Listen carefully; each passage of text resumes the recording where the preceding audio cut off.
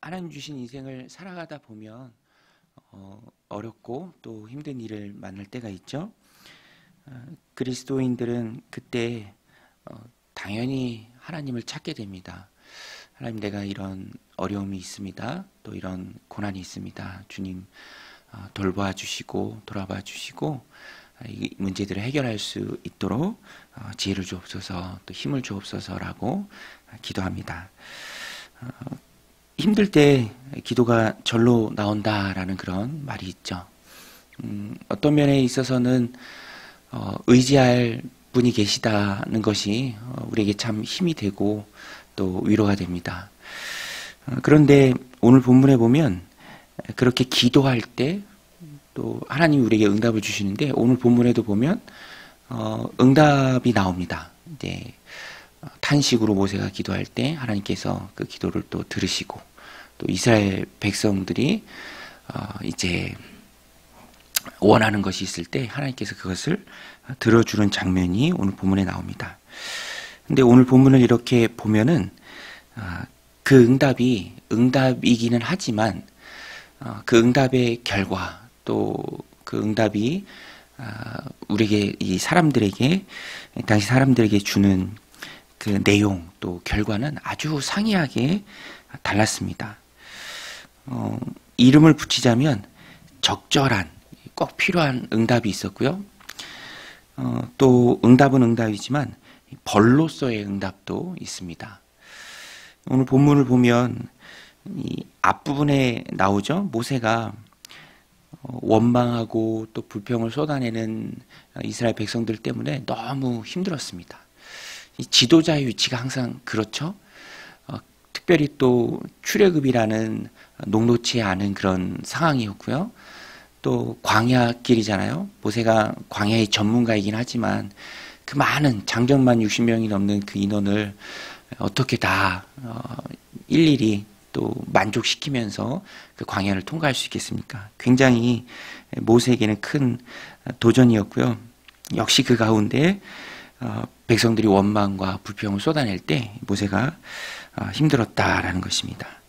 모세가 앞부분에 보면은 깊이 탄식해요. 그때 하나님께서 적절한 응답, 필요한 응답, 딱 맞는 응답을 모세에게 주십니다. 70명의 장로를 하나님께서 세우라라고 말씀하세요. 그리고 짐을 나눠지는 것입니다. 이제는 모세가 70분의 1로 그 짐이 줄어들게 된 것이죠. 너 혼자 그 무거운 짐을 지고 있었는데 내가 너에게 임한 나의 영을 그들에게도 부어주어서 짐을 나눠지게 하겠다. 너 혼자 이 모든 백성을 감당하지 않도록 하겠다. 16절 17절에 보면 여호와께서 모세에게 이르시되 이스라엘 노인 중에 내가 알기로 백성의 장로와 지도자가 될 만한 자 70명을 모아 내게 데리고 와 회막에 이르러 거기서 너와 함께 서라. 내가 강림하여 거기서 너와 말하고 내게 임한 영을 그들에게도 임하게 하리니 그들이 너와 함께 백성의 짐을 담당하고 너 혼자 담당하지 아니하리라. 이 모세가 하나님 앞에 깊이 탄식하고 또 기도했던 것에 대한 딱 맞는 적절한 응답이죠. 하나님께서 모세가 짊어져야 했던 그 부담을 줄여주십니다. 돕는 손길 붙여주시고요. 또 적재적소에 쓰임 받을 수 있는 그 70명의 장로를 하나님께서 허락하십니다. 이런 것이 적절한 응답이죠. 적절한 기도 응답. 필요한 것을 하나님 주시는 응답. 모세에게 있어서 딱 맞는 응답. 이런 장면을 보면 하나님은 우리의 기도를 들으십니다. 그리고 거기에 딱 맞게 적절하게 필요한 은혜를 더해 주시죠. 시간이 부족할 때 시간을 벌 수 있게 해 주시고요. 내 체력이 약할 때 또 체력을 강하게 해 주십니다. 관계에 어려움이 있을 때 또 하나님께서 지혜를 주시고요. 어떤 부족함이 있을 때 또 공급하시고 채워 주십니다. 우리의 마음을 헤아리시고 또 드린 기도대로 적절하게 응답하신 하나님, 그것이 바로 믿음 생활의 기쁨이고 또 신앙 생활의 즐거움이죠. 저도 기쁠 때가 이제 성도님들이 기도 응답되었습니다, 기도한 것이 되었습니다라고 할 때가 가장 기쁘죠. 어떤 때는 제 아내가 이렇게 전화를 받기도 하는데 오전에는 풀이 죽어 있어요. 이게 막혔습니다. 뭐 기도 부탁합니다. 근데 그러다가 또 하나님이 적절하게 빨리 응답 주셔서 오후에 해결될 때는 오후에 또 통화하면은 목소리가 환해지고 내 기도를 들으신 하나님, 나 혼자 신앙생활하는 것이 아니라 항상 내 기도를 들으시고 적절하게 딱 맞게 필요한 것을 채우신 그 하나님을 경험할 때 우리가 힘이 나는 것입니다. 이것이 하나님이 들으신 적절한 기도 응답이고요. 근데 오늘 본문에 보면 벌로서의 응답도 나온다. 응답은 응답인데 벌로서의 응답이에요. 이스라엘 백성이 그 대상인데 고기를 먹고 싶다고 광야에서 말하죠. 물론 그럴 수 있습니다. 그런데 그 마음, 밭, 그리고 겉으로 드러난 태도, 여기에 큰 문제가 있었어요. 그리고 중요한 것은 하나님께서 그들의 쏟아놓는 원망과 불평을 다 들으십니다. 그래서 응답은 하시되 벌로서의 응답이에요. 왜냐하면 다 들으시는 하나님인데 그 하나님 앞에서 애굽을 추억합니다. 화가 나도 넘지 말아야 선이다라는 게 있잖아요. 선 넘네 뭐 이런 얘기도 하잖아요. 어떤 면에서 있어서는 하나님 앞에서는 해서는 안 될 말이죠. 애굽을 추억하는 거. 하나님이 애굽에서 끌어내셨는데 기적과 역사와 그런 놀라운 이적들을 통해서 여기까지 인도하셨는데 뭐 파 먹고 마늘 먹고 부추 먹고 고기 가마 옆에서 있었던 애굽이 좋지 않았냐. 근데 그런 말들을 쏟아내는데 그것을 하나님 다 들으십니다. 18절에 보면 또 백성에게 이르기를 너희의 몸을 거룩히 하여 내일 고기 먹기를 기다리라. 너희가 울며 이르기를 누가 우리에게 고기를 주어 먹게 하랴. 애굽에 있을 때가 우리에게 좋았다 하는 말이 여호와께 들렸으므로 여호와께서 너희에게 고기를 주어 먹게 하실 것이라. 하루나 이틀이나 닷새나 열흘이나 20날만 먹을 뿐 아니라 냄새도 싫어하기까지 한 달 동안 먹게 하시리니 이는 너희가 너희 중에 계시는 여호와를 멸시하고 그 앞에서 울며 이르기를 우리가 어찌하여 애굽에서 나왔던가 함이라 하라. 그런 행동이 울며 원망하고 누가 우리에게 고기를 주어 먹게 하느냐, 애굽에 있을 때가 좋았다라는 그것이 그 자체로 끝나는 것이 아니라 하나님을 멸시하는 행동이 됩니다. 그리고 그것을 하나님께서 다 들으세요. 그래서 주되 벌도 같이 줍니다. 그러니까 33절에 가서 보면 고기가 아직 이 사이에 있어 씹기 전에 여호와께서 백성에게 대하여 진노하사 심히 큰 재앙으로 치셨으므로 그곳 이름을 기브로 핫다가 불렀으니 욕심을 낸 백성을 거기 장사함이었더라. 그러니까 이게 응답은 응답인데 벌도 같이 오는 응답이라 응답이 아니죠. 응답이 아닙니다. 먹다 죽어라. 저주입니다. 두렵고 떨리는 태도의 문제를 돌아보게 하는 오늘 메시지입니다. 결국 모세와 또 이스라엘 백성들 응답은 응답이지만 각기 다른 응답을 받았던 그 핵심에는 태도의 다름이 있었습니다. 모세는 하나님 앞에서 귀한 마음과 또 태도를 가지고 있었는데요. 그것을 엿볼 수 있는 부분이 오늘 말씀에도 나오는데 70명의 장로를 정합니다. 모세가 보기에 할 만한 사람들을 정해요. 그리고 그들을 데리고 회막에 둘러서게 합니다. 그런데 어떤 이유에서인지 모르겠는데 두 명이 안 나와요.